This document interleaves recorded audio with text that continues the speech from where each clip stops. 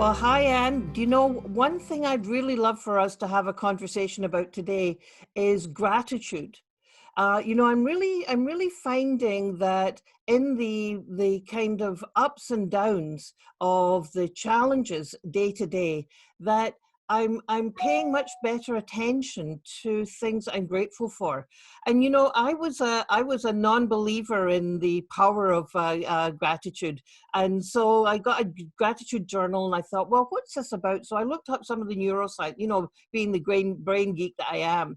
And what I discovered is that, in fact, gratitude, they're doing experiments and showing that it actually changes your brain. That when you are experiencing this thankfulness for the good in your life, taking in the good, as Rick Hansen describes it, it changes. You get more dopamine, which is reward transmitter, and more serotonin. And so it actually, the practice of being grateful makes you happier, or can make you happier. It makes you healthier because that dopamine, serotonin, and other stuff improves your immune system. And it makes you a better person because it encourages you to reach out.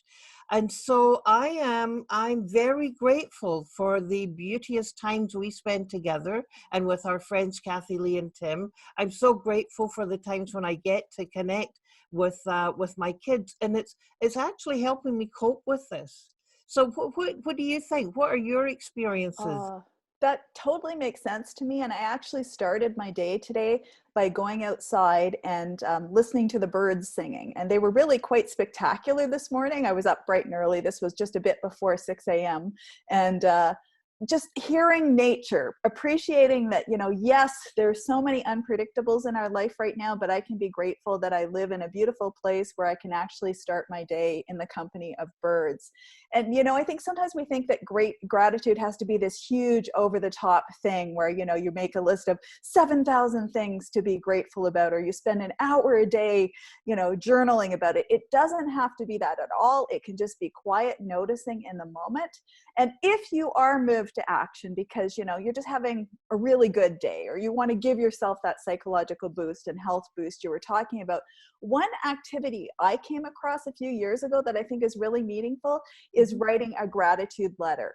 And there's science to show that if you do this, you sit down and you write a letter to somebody you're grateful to, that is powerful. And if you want to dial up the power of that experience even more, arrange to read that letter to that person. So right now it might be via video chat, but just letting that person know what an impact they've had on your life, the closest to face we can pull off right now, that can be powerful for you, and it can be powerful them, and it can sort of put you on an upward spiral as opposed to a downward spiral.